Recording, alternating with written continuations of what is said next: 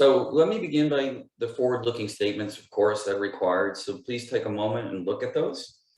If you have any questions or you'd like a copy, please contact my CFO, Ken, whose contact will be at the end of the presentation. So, BrainChip, we are the new standard for edge AI.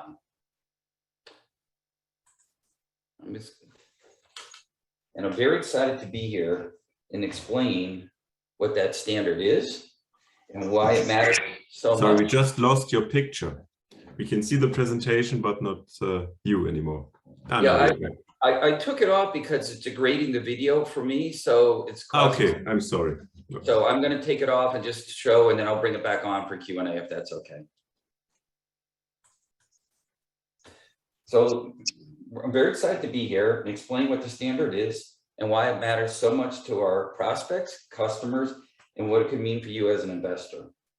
On the surface, some of the concepts may appear complex, but in actuality, they're quite simple. And I think once you hear about them, you'll start to realize it makes a lot of common sense. And you wonder why things were not done that way in the past and why our approach towards this technology is so unique and it should have been taken a long time ago.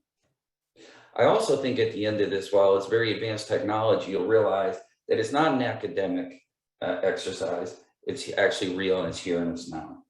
But I always think a presentation is best begun not by my words, but that of a major brand in the market, one of the premier brands in the market, Mercedes-Benz. And those of you that follow or went to CES either virtually or physically may have saw this announcement. At CES, Mercedes announced their concept car, the EQXX, which is a direct challenger to Tesla. And in there, they wanted to have a car that was uncompromising in their ability for power, budget, elegance, and technology driven. They chose us for the Hey Mercedes function. And in there, you can see some key concepts that they write in here as well. A car that thinks like you. You're going to get your first introduction to something called neuromorphic, and that's what our computer chip does in our intellectual property. We make technology that thinks like a brain, and why that's important, I'll explain in the coming slides. Obviously, too, most people think, when you think about power in automobiles, they usually think of the powertrain. But if you're really trying to get every kilometer or mile out of it, power consumption is critical. And so using our kind of technology, you can see the comments they made, which is we are 5 to 10 times more power efficient than anything else on the market right there. And quite frankly, it says that we're jumping the competitors in everything in terms of quality and power budget. To add a little more credibility to Mercedes' statement, of course, this came out in a premier magazine, Motor Trend, backed up by VentureBeat, EE Times, all world-class publications.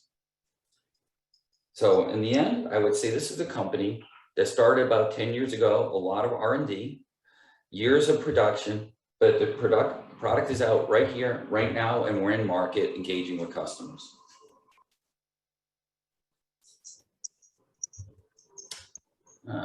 Let's see. There we go.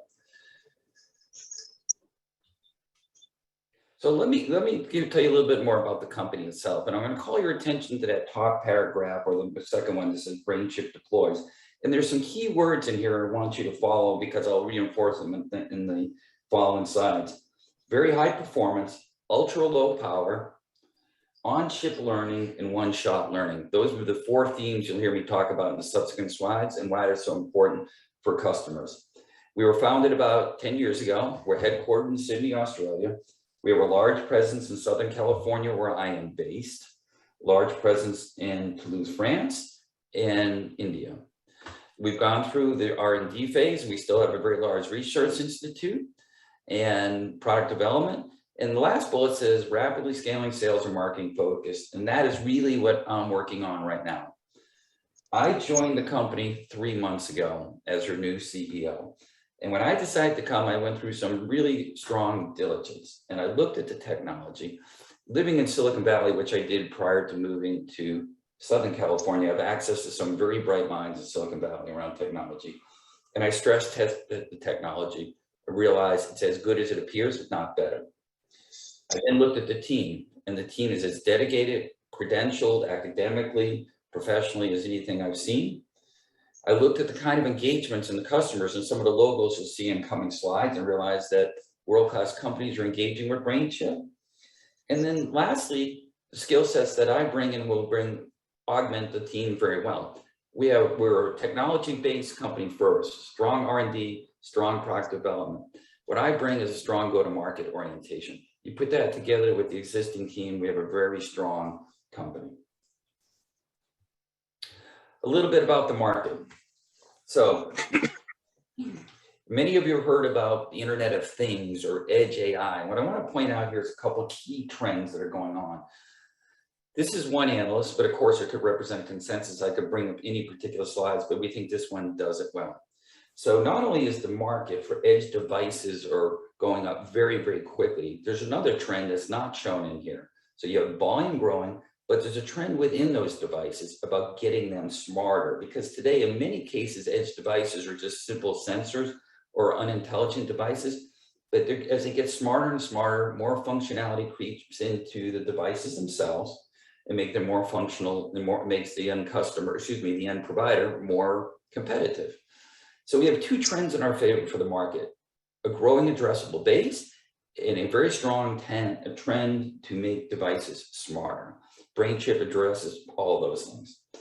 And today, the top part was its implications. Traditional models of compute that are out there, and I'll describe them a little bit more, almost make this hard to keep up with, because the more devices require more data, more bandwidth, more power, more compute power. And you can't keep doing that. At some point, you're going to break the system. And that's really what we're seeing, is you can't keep adding more data center. You're also opening up to a lot of security risk by making things go back and forth. Some analysts predict, quite frankly, that AI at the edge will quickly catch up to cryptocurrency in terms of power consumption if the compute model does not change. And this is where BrainChip comes in. We have a completely different architecture that reduces the power and does all the compute locally at the edge. So it stops a lot of the back and forth type of things. At a moment like this, people typically ask me, what vertical markets do we focus on? And you'll see in a moment, our technology can address virtually any market that's out there. But the ones that we see the most traction on are the markets that are in flux or change. So I started with the automobile by mentioning Mercedes, a great market to talk about. Because of the real trends going on in automobile, the drive towards electric, the drive towards more intelligence in the car. If you're a more traditional automaker anywhere in the world, you've got to look at ways to stay competitive. Those are the kind of markets that we look to excel in. So, we talk about automobile, certainly about manufacturing, certainly things about mobile devices. Anything that's under competitive pressure, we'll look for the static industries, not so much, but changing ones, absolutely.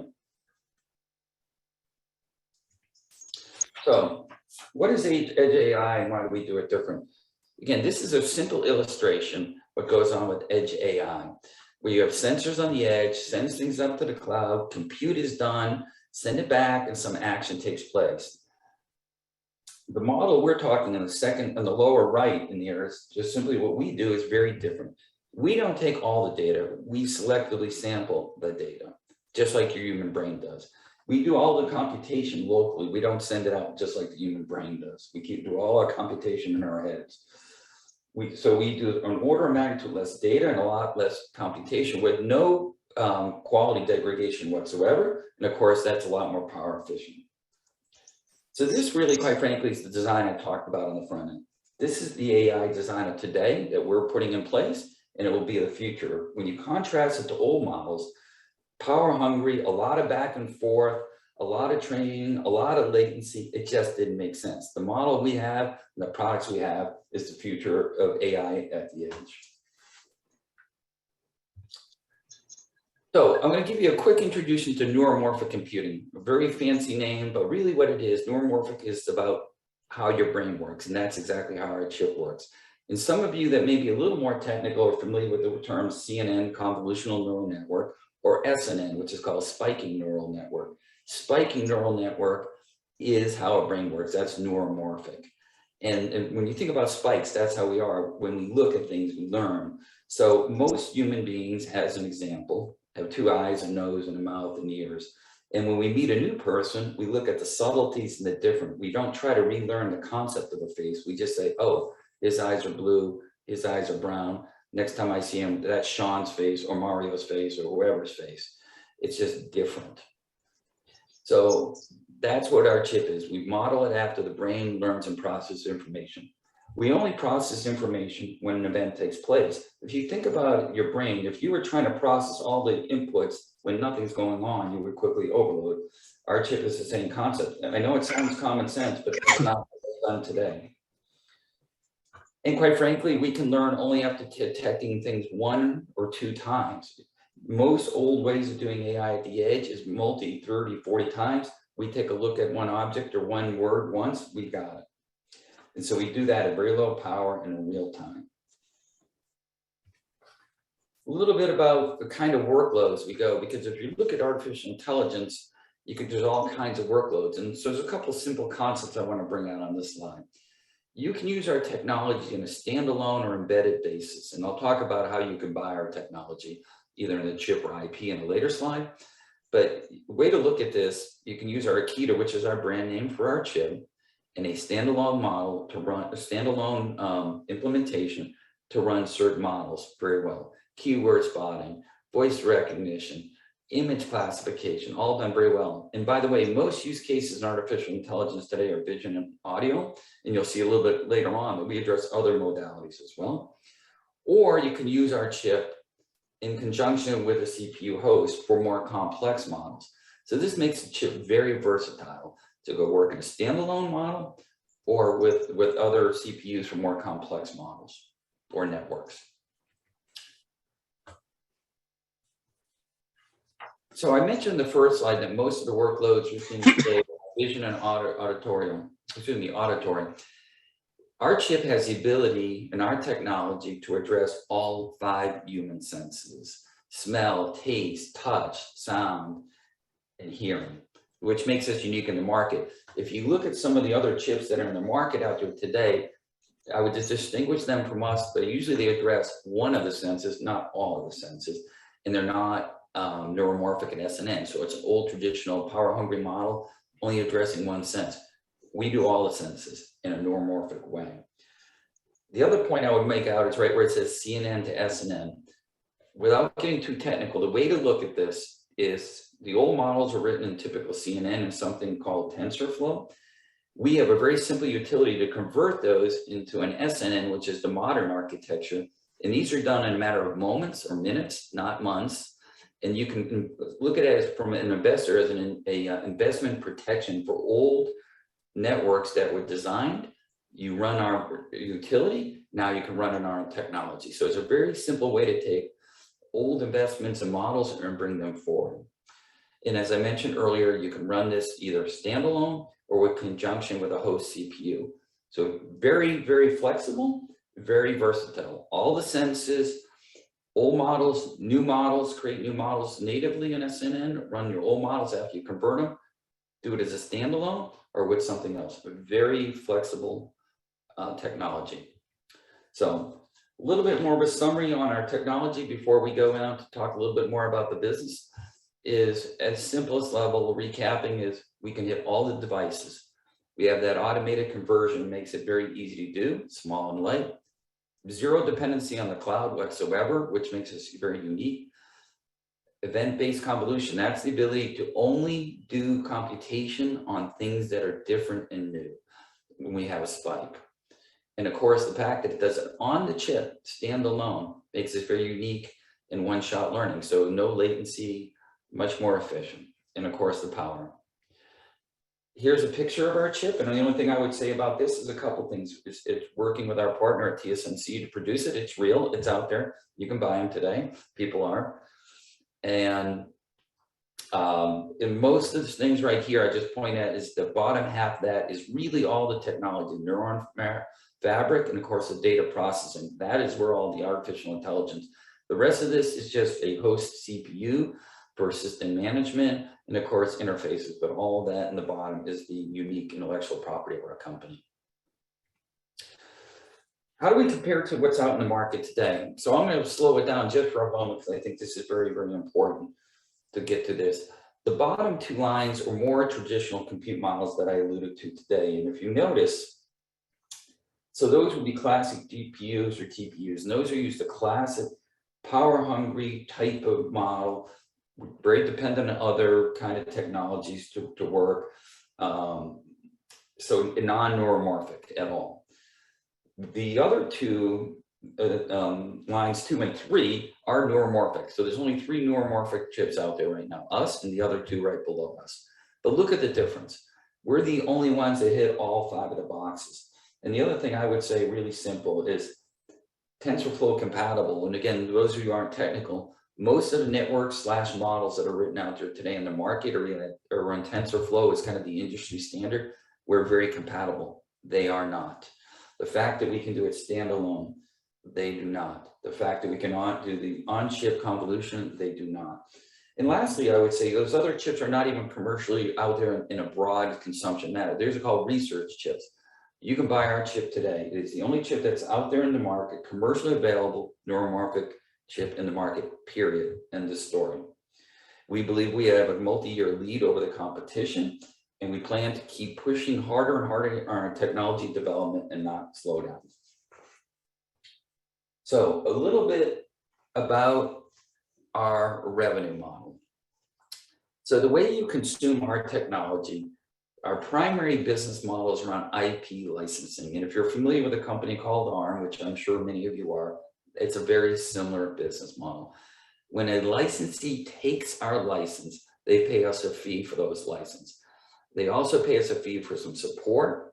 And when those licensees either create products for their customers or build products on behalf of their customers, they pay us royalties. So when a licensee either creates a microcontroller with our product or creates a system on a chip, we will collect royalties as those products proliferate out in the market. So the revenue model for this company is being built on license revenue and on royalties. We also sell chips, and when I have boards and other kind of things in that top circle, we're trying to illustrate that we made it easy to consume, meaning so some customers want the chips, we sell those chips. We also we just recently announced a board, which is a mini PCIe board that is, you can get a chip for as little as $500, a little PCIe board chip. You can plug it, you can develop on it and things like that. We also sell development systems with Raspberry Pis and x86. So easy to consume, and those are our 2 primary revenue models right there, IP licensing and chips. A little bit about some market traction. We've just got a few logos here on the left. Most of the logos we have, and with these early adopters, we cannot share because of confidentiality. Most of our customers look at this as a very strong competitive weapon that they use in the markets that they serve, and they want to keep it quiet. So we're not at liberty to share a lot of the details about the logos we engage with, but here's a few, and it gives you a good sense of kind of the variety and the strength of the brands and logos we're engaged with. But there are many more, we just can't describe them right out in the public right now. Also, we want to just highlight 2 important licensees that we have. One is Renesas, which is a tier 1 semiconductor company specializing in microcontrollers for electronics and automobiles. And in that, they bought a license from us. And as they develop products, they will be releasing those products into markets, and we will collect royalties as these products roll out. Megachips is another licensee we just announced about 3 months ago, is a tier 1 semiconductor company. And in there, if they actually are going to build products on the behalf of other customers, so certain customers that want artificial intelligence capability, they will build products on behalf of them. And as those products are rolled out and we will collect royalty on those products. And so you could look at, Megachip's website and look at the kind of customers that they serve and get a sense of where this technology can end up in end products through Megachips. So let me close my prepared comments and take some questions with this to summarize the investment opportunity. I'm going to put the first two bullets together. The market that we serve is changing and coming in our favor. It continues to grow very, very rapidly. And there's a fundamental shift about how those devices are looked at, from unintelligent to intelligent. That's a big thing. That's a big shift in our favor.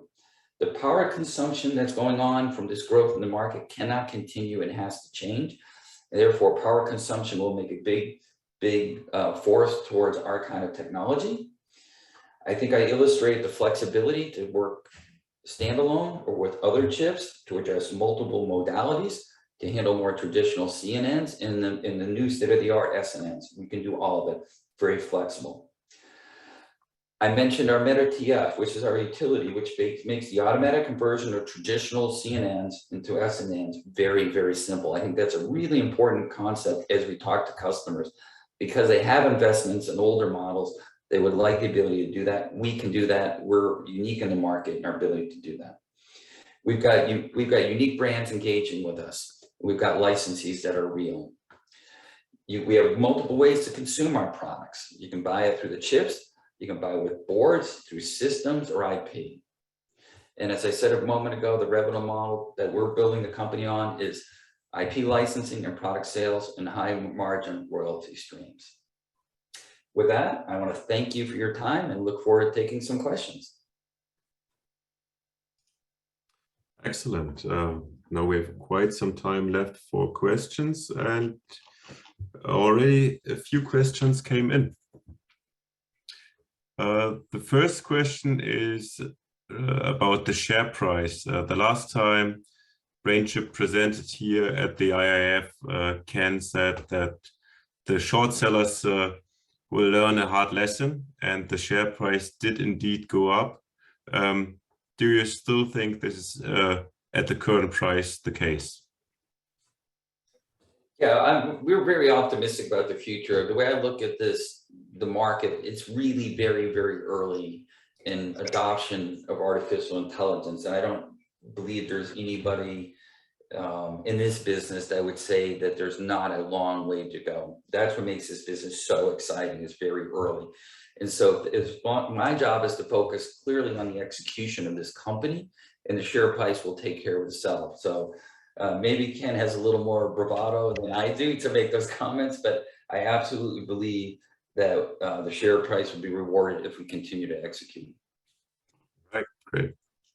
And so far, the Aikido IP commercialization has been a big success. And can you elaborate on the commercialization of the Aikido chip and the progress there? Sure. We're engaged with several customers right now on our chip discussions, and we have a great degree of interest there, and that's probably as far as I'm prepared to make for comments on customers around the chip. Okay. And the question about the 15 EAP customers, how many can yet be named? How many chips could be made, or? No, how many names of the customers you can currently name of the 15 EAP customers? I think we just showed 4, and those are the only ones that we're allowed to talk about right now. Okay. Yeah, we actually, you know, we have a couple really interesting logos we'd love to put on there, and you may see some new logos, but we're you know, we have the logos, we're working with them, we're seeking more permission. So hopefully in the next update, you'll see a couple more names on there. And are there any plans to integrate Aikido into Mercedes M-Box, or will it remain in the concept car? Well, again, we can't go into liberty about anything that we're working with any particular customer, but you know, I would simply say our technology, as I illustrated, can be used for many, many use cases. And so we certainly, any customer engaged with, we look at multiple use cases, not a singular one. Okay. And how many of the EAP customers are likely to be IP customers versus requiring the supply of chips? That's a great question. I like that one a lot. I believe the majority of customers will in the end go to an IP solution versus a chip solution. And the reason I believe that is just really look at the trends of all industries right now, which is custom silicon is on the rise. It's not slowing down. And if you look at the ability of our technology to be consumed in an IP fashion in a flexible manner, I think that is the common sense answer for most customers, the IP consumption model. So we of course accept both. And our chip is very versatile to do it, but I believe in the end, most of our business will come and is coming from the intellectual property side. And what quarter this year are we likely to announce that we have signed the next major IP deal with the customer? I'm not at liberty to answer that one directly, but I look forward to sharing that news as soon as I can. Okay. And then there's a question, is Ford still the AAP customer? Again, I'm not at liberty to talk about particular customers at that point, but yeah, I would just leave it at that. And do you plan a NASDAQ listing? We are examining all options. We're very comfortable where we are, and but of course, at all times, part of my job and Ken's job is to look at all strategic options going forward. Mm-hmm. And then there's a question about Facebook, and is there a potential application for the metaverse? Yeah, absolutely. There's a potential for anything in the metaverse. If you think about what goes on there, that is a fantastic use case, because the ability for artificial intelligence, particularly with headsets and things like that, right? That technology with senses, smell, touch, vibration. Yeah, there's all kinds of things that could happen in that. We absolutely see opportunity with that kind of use case. And in there's a question about the interview in the Wall Street Resources that the revenues will ramp up this year. Will this be from IP or chip sales? Predominantly IP.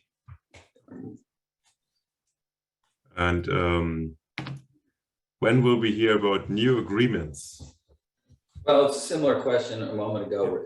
Yeah, we really we don't talk about forward guidance on revenues, which of course comes from agreements. So you'll hear when we announce. Which of course we have two things. First of all, listing on the ASX, we have requirements to disclose, and we do, and we're fully compliant with that. And then others that maybe are not as material, we will do that if our customers allow us to do from PR.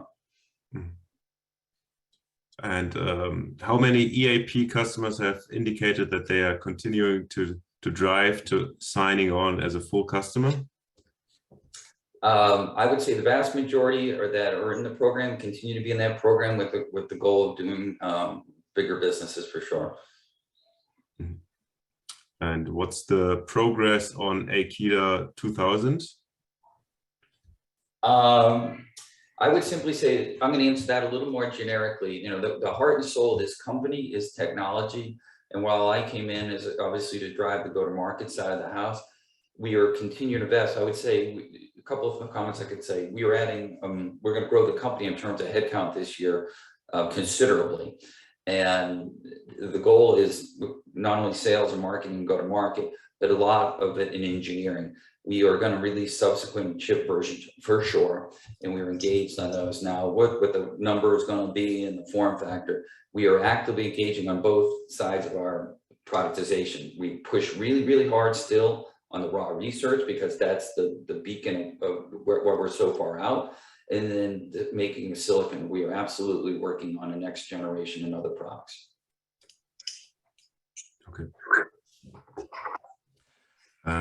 Then there's a question in the chat. I'm not sure if I understand this correctly, but is autonomous driving stage 4+5 possible on Aikido processor?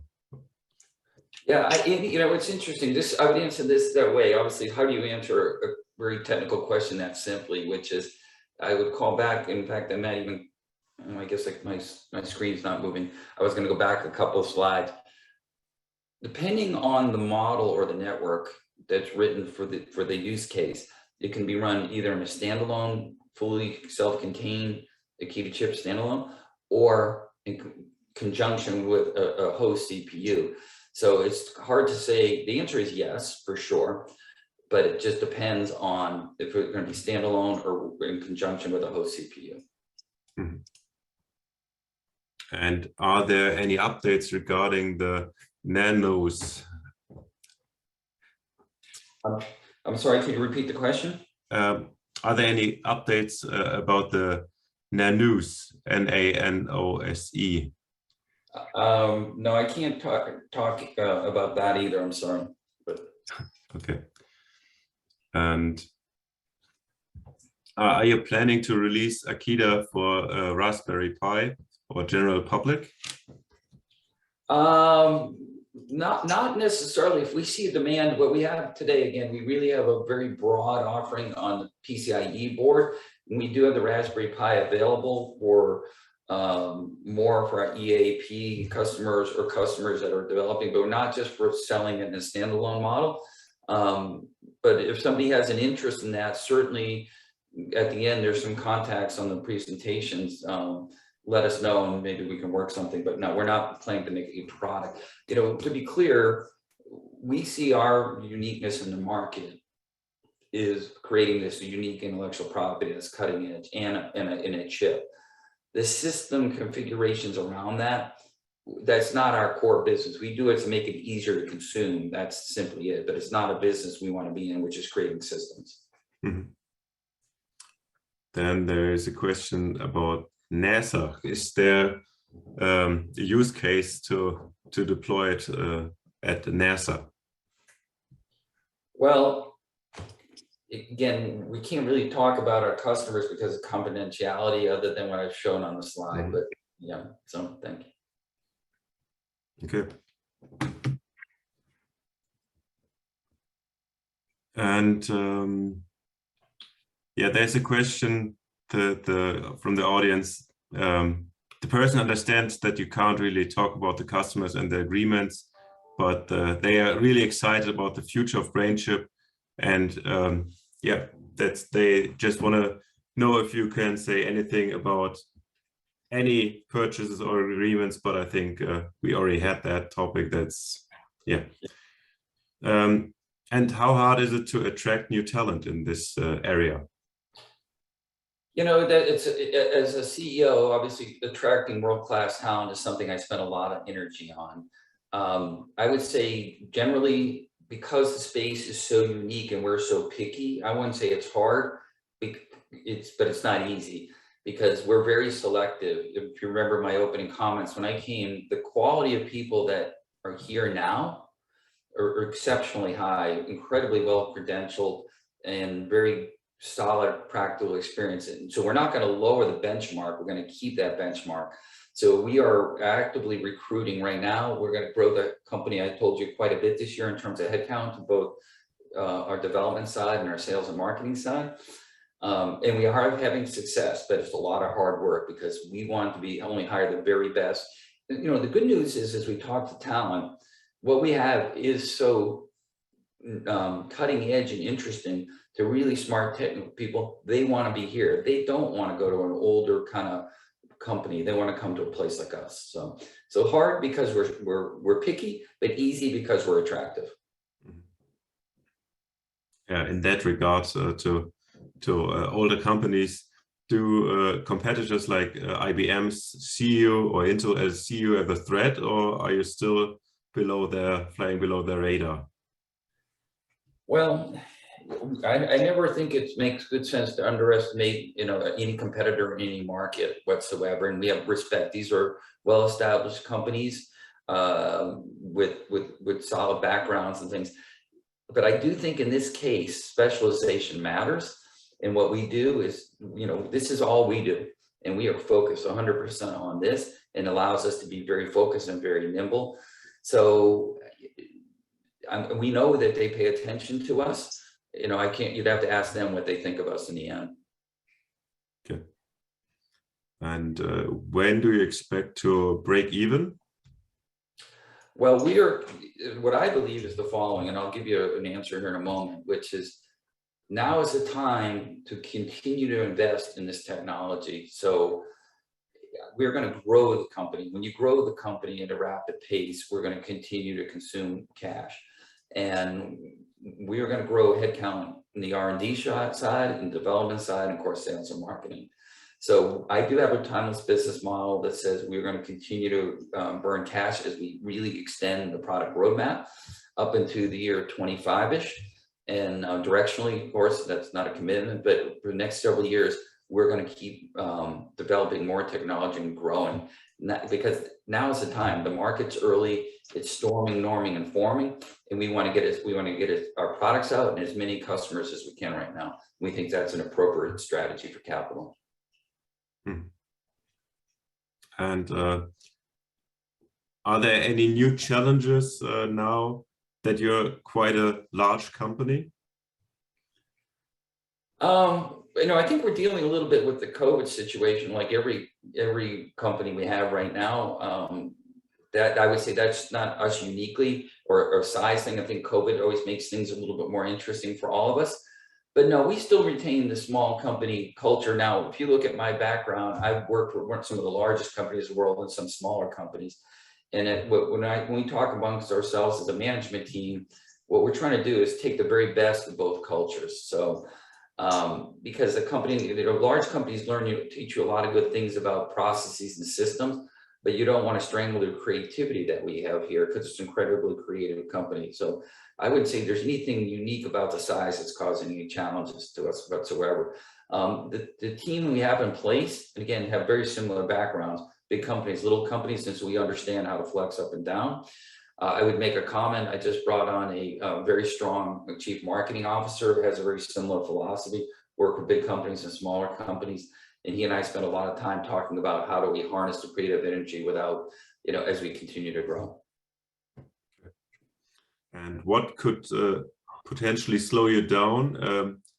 Is the biggest threat coming from, for example, supply chain or from manufacturing or talent? Yeah, I think those are all three, right? Those are things that we certainly, can keep on the radar, which is, again, we're actively recruiting all the time. All functions in this company are actively recruiting. And if we're not successful, that certainly could slow it down. The supply chain is interesting because, when I talked about the boards or systems, it's not something necessarily we worry about. We have them out there and we're selling them and consuming them, but we talk about the supply chain for the chips. Yes, it is longer for sure. But, if I told you in my comments earlier, really around intellectual property, there's no really supply chain issues there. But the chips, yes. Now we have chips. We have chips on order. We have chips in inventory, and we're monitoring it very closely. And I would say, the lead time to get chips and things like that are definitely getting longer, but we're watching it very close. And where do you see the company a year from now and 5 years from now? Well, I think, I love the year. First of all, it's such an exciting place to be. It's hard to even picture 5 years from now, but 1 year from now, but I do have an answer to that question, but I'll give it to a minute. But 1 year from now, absolutely, I think there's going to be some things going to happen. You're going to see a new set of technology released for sure this year. So that's one thing you can look at. You're going to see some more commercial traction a year from now. You're going to see some more strategic hires that we're working on a year from now. Those are the things that I see absolutely in 1 year. 5 year, what I believe strongly is I've been in technology for decades, and most technologies go through cycles. And there's no real standard out there other than what I just said, how I opened the presentation. We are the new standard because there's no question this is where the market's going. And as the market continues to grow, I would want us to become the de facto standard that comes in the market. So where people think this is the way to do edge AI computing. So that's the vision I have for us. I don't think in size of the company 5 years from now, but as a de facto standard for all industry. Just like we look at standards across, whether that's, Bluetooth or networking technology, standards do emerge, and we want to be the standard, or we should be the standard. And does implementing your chip might lead to ethical decisions being triggered, and how could one cope with this issue? Could you repeat that again? I want to make sure I heard the question, please. If the implementation of your chip could trigger ethical decisions, or I think maybe is regarding self-aware AI or something the sort of, or and how can one cope with this?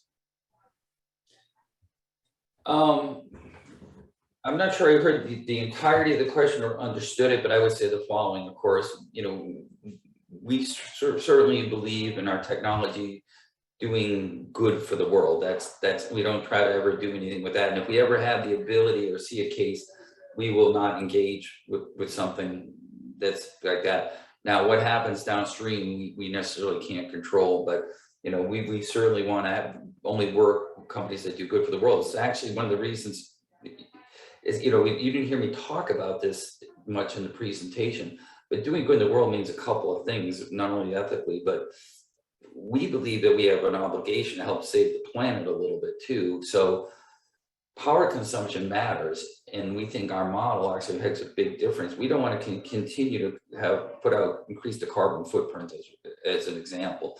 Our model allows us to save a lot of power, which of course saves a lot of carbon footprint.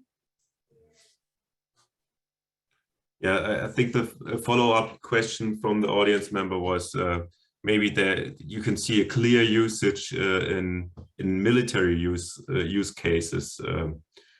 Is that a problem, or are you involved in such businesses? I'm trying. How do I want to answer that question? I guess the answer would be, again, we really can't talk about what customers we're engaged with right now, but it is not a market that we are focused on at all. Okay. And do you see an opportunity for Akida to work in data centers? It's possible because of the networking kind of capability of the chip and the ability to work with multiple chips. But it's really not the principal design for that. We really shine on the edge. So it's not a data center kind of design chip. Could it? Absolutely. Does it make sense? Probably not. Mm. And then there were a couple of questions about subsidiaries. Do you plan to open in new countries, new subsidiaries? Not at this time. I would say we're examining headcount positions in different countries more for sales reach, but not opening of formal subsidiaries. Okay, let me see. There's a long question. I will just read it to you. Given BrainChip's patents, is it true that neuromorphic edge AI space is a blue water space to operate at the moment for BrainChip? And if so, how long do you think that'll remain the case until others start entering the market? Well, I think, in the competitor slide, you saw some of the logos for, very large companies that are examining coming into this market. I absolutely believe others will come to this market because it just makes too much sense. Now, the patents offer some defense for sure. And that's the purpose of all patents. But I have no doubt, and quite frankly, we welcome competitors in because it just continues to validate our thinking, which is neuromorphic is the future and will be. So we welcome all the competitors. We think we're far advanced, certainly in that we have real product and we have real technology. And quite frankly, I put our talent up against anybody. But and I think our patents are very defensible. Yes. And there is the question, do you think your competitors will close the gap maybe in the next 3 or 5 years? Well, my job is to make sure that doesn't happen. And when people ask me what do I think about at night, or what's my priorities, I get that question quite a bit. I have two simple priorities, and I'll do the first one, then I'll talk about closing the gap. One thing we haven't done as well as I'd like to see is getting our word out to the market. Like, with amazing technology, we need to do a better job of getting that word out to the market and making people understand what it is and use cases. And I'm working very hard. I think I just mentioned that we hired a new chief marketing officer, and he's developing a team. So we're putting a lot of energy in getting our word out and making our products easier to consume, because world-class technology has to be easy to consume. That's one priority. To closing the gap, specifically that next question is, I'm putting a lot of energy and a lot of investment in extending that lead. So the challenge I have quite frankly, two of our founders, the co-founders, Peter Vandermeet and Neil Mankar. Peter runs our research institute and Neil's our chief development officer. And we're doing this in a very methodical way, which is, we know where we are in the lead against the market today. And my challenge to them is at the end of this year and the year after, I want that lead extended, not closed. And we're going to monitor that very closely. And they've got my support and the board's support to get access to the resources to ensure that we keep that lead and extend that lead. All right. So we just ran out of time. There are still questions coming in, but thank you very much for this great presentation and answering so many questions for all of us in the audience. Well, thank you very much for the time. And I will, let me just, I'm trying to advance my slides, but you'll see them. The contacts for questions are on the last slide, which I can't advance, but thank you all very much for the time.